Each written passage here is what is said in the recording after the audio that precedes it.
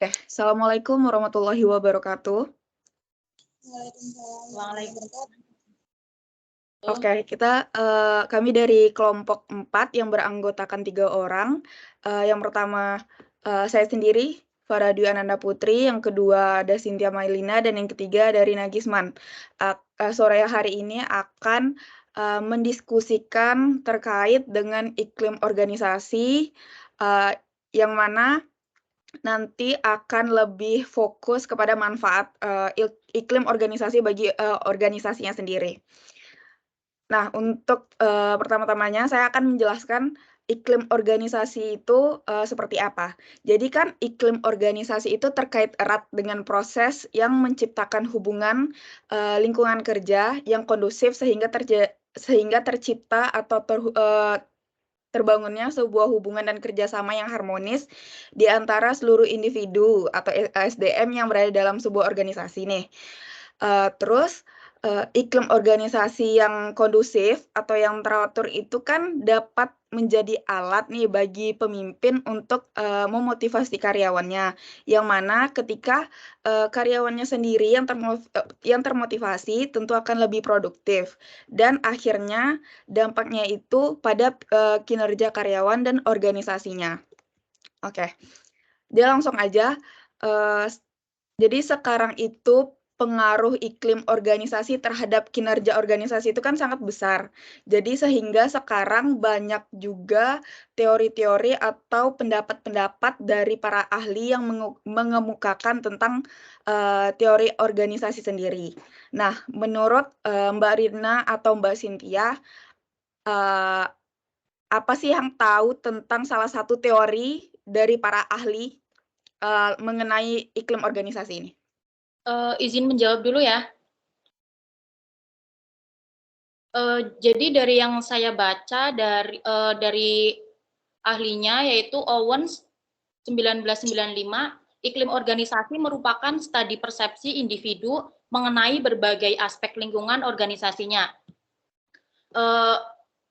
Nah, dari yang aku baca juga banyak definisi-definisi iklim organisasi lainnya dari para ahli.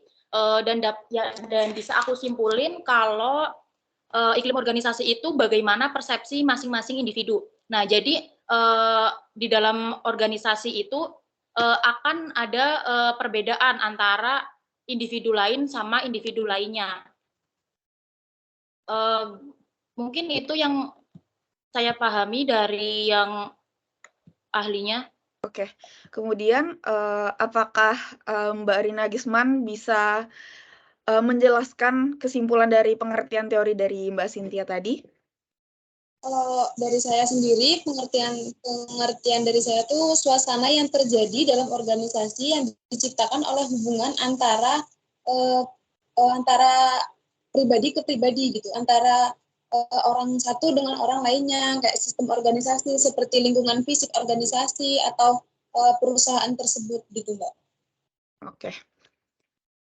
Nah, berarti kan, teori, tentang iklim organisasi ini kan sangat berpengaruh penting ya bagi sebuah, organisasi di sebuah perusahaan.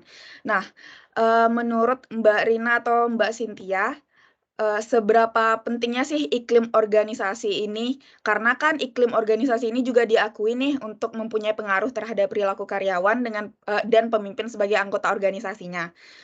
Eee, Seberapa penting untuk, iklim organisasi ini untuk memajukan sebuah perusahaan? Izin menjawab dulu ya. Ya, Jadi, silakan. iklim organisasi ini itu penting banget karena, iklim organisasi itu bisa menunjukkan cara hidup suatu organisasi.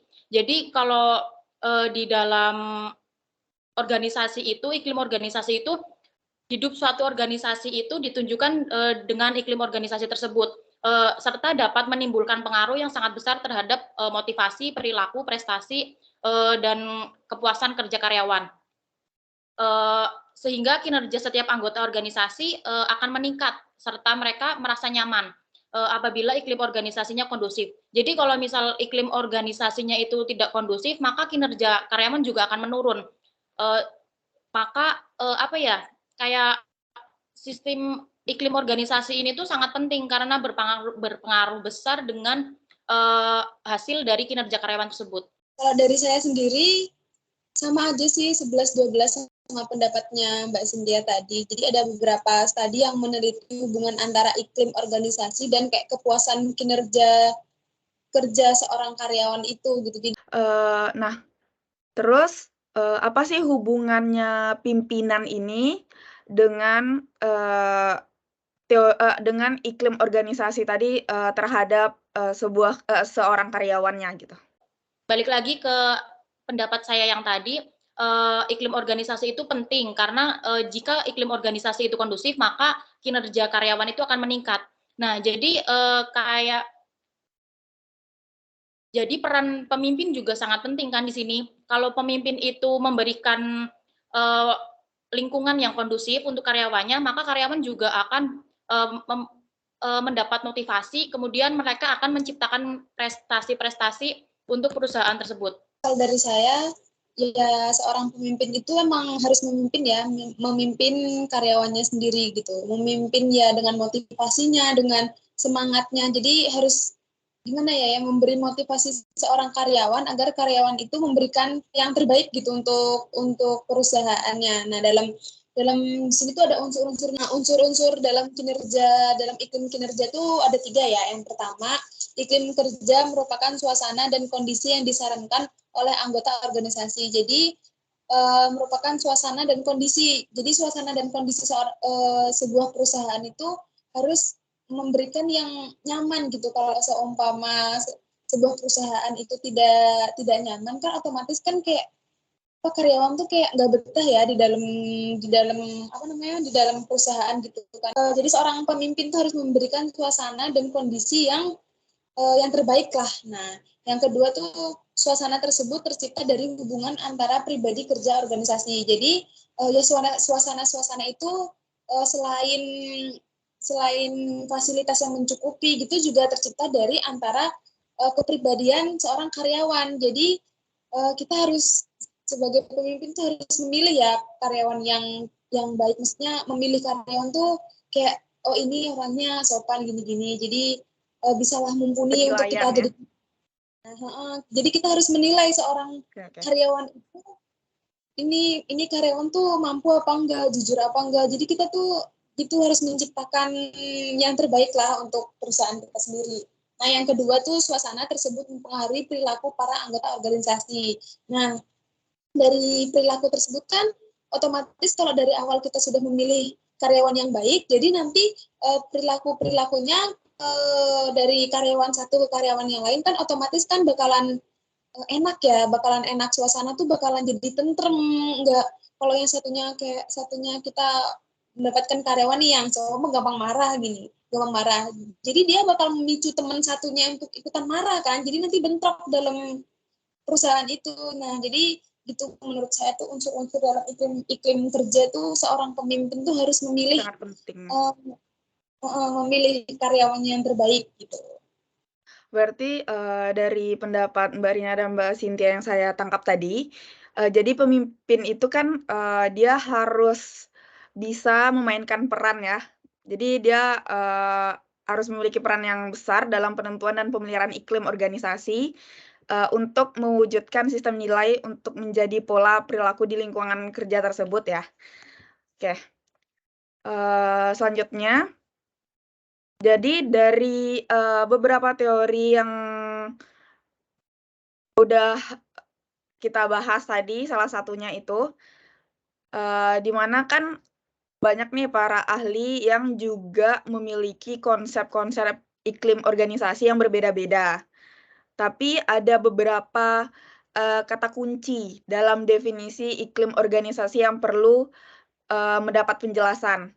Nah, dari Mbak Cynthia dulu nih, tahu nggak sih apa aja kunci dari definisi iklim organisasi tadi? Untuk kata kuncinya itu ada beberapa ya.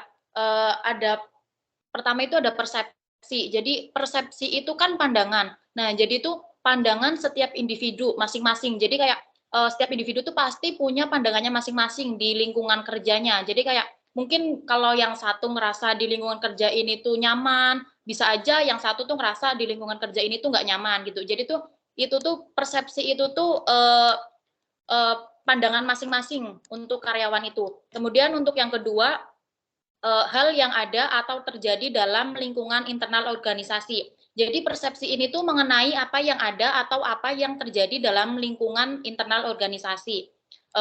Kemudian untuk yang ketiga yaitu praktek rutin. Praktek rutin ini persepsi anggota organisasi dalam pengertian persepsi rutin anggota organisasi mengenai apa yang terjadi secara rutin dalam organisasi. Jadi mungkin kayak praktek rutin ini tuh sesuatu di dalam organisasi itu yang terjadinya tuh rutin. Jadi persepsi masing-masing karyawannya itu berbeda, tetapi itu tuh kejadian yang rutin di dalam organisasi itu. Jadi semua karyawan itu merasakan kejadian itu. Kemudian untuk yang keempat itu sikap dan perilaku organisasi. Sikap itu kan apa yang kita gimana ya? Kalau sikap itu kan apa yang ada pada diri kita gitu kan. Nah, kemudian perilakunya itu apa yang kita lakukan gitu. Jadi ini tuh persepsi orang mengenai lingkungan organisasi yang mempengaruhi sikap orang. Jadi kayak pandangan orang yang nantinya tuh bakal mempengaruhi sikap orang lain juga ke kita gitu. Kemudian untuk yang kelima, mempengaruhi kinerja organisasi. Iklim organisasi itu sangat berpengaruh kepada produktivitas anggota, kemudian akan mempengaruhi efektivitas dan efisiensi organisasi. Jadi kembali lagi kalau iklim organisasinya itu kondusif, maka karyawan itu sangat dalam bekerjanya itu sangat berpengaruh. Jelas ya, kalau iklim organisasi itu berhubungan erat sama persepsi individu terhadap lingkungan internal organisasinya. Lalu konsep iklim organisasi ini kan didasarkan pada persepsi pribadi anggota organisasinya masing-masing ya. Jadi, pengukuran iklim organisasi juga kebanyakan pasti dilakukan, melalui kuesioner kalau, seperti zaman sekarang gitu ya. Selanjutnya itu, ada iklim organisasi secara objektif yang sering, terjadi di sebuah organisasi. Iklim organisasi yang sering terjadi di sebuah organisasi itu, kan sangat mempengaruhi perilaku anggota organisasinya. Tapi, nggak bisa cuma diukur secara tidak langsung melalui persepsi anggota organisasinya sendiri nih. Jadi sekarang, dimensi dan indikator iklim organisasi itu juga harus dikembangkan untuk mengukur, iklim organisasi tadi. Nah, menurut Mbak Rina, apa aja sih dimensi dalam iklim organisasi tersebut? Jadi yang tadi ditanyakan oleh Mbak Farah kan dimensi ya. Menurut saya tuh dimensi iklim organisasi itu ada 5. Yang pertama rasa tanggung jawab. Pasti ya seorang karyawan ya nggak cuma karyawan sih kayak ya karyawan ya manajer itu harus mempunyai rasa tanggung jawab atas pekerjaannya. Nggak cuman dalam pekerjaan sih, dalam semua orang sih ya harus mempunyai tanggung jawab dalam melakukan sesuatu gitu kan ya. Nah yang kedua tuh standar atau harapan tentang kualitas pekerjaan. Yang ketiga tuh ganjaran atau reward. Ya kita harus ya dalam melakukan sesuatu kita harus kayak oh kedepannya tuh kayak gini gitu, harus mendapatkan reward gitu, harus nggak cuman kayak yang penting selesai, nggak cuman gitu ya. Jadi kita harus kayak apa menentukan rewardnya dari awal gitu. Nah yang keempat itu rasa persaudaraan.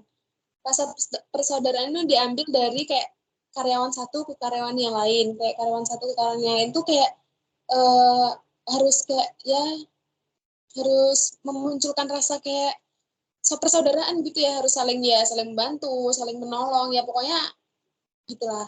Nah, yang kelima tuh semangat tim. Kan namanya juga organisasi. Jadi kita kan pasti kerjanya dalam kerja tim ya, nggak cuman kayak nyuruh oh kamu itu ngambilin itu dong, itu. Jadi kita harus saling bekerja sama gitu, semangat tim.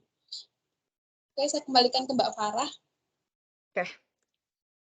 Berarti kan banyak banget ya tentang, definisi dari teori-teori para ahli, seberapa penting iklim organisasi, terus ada dimensi, ada unsur-unsur, ada faktor-faktornya juga.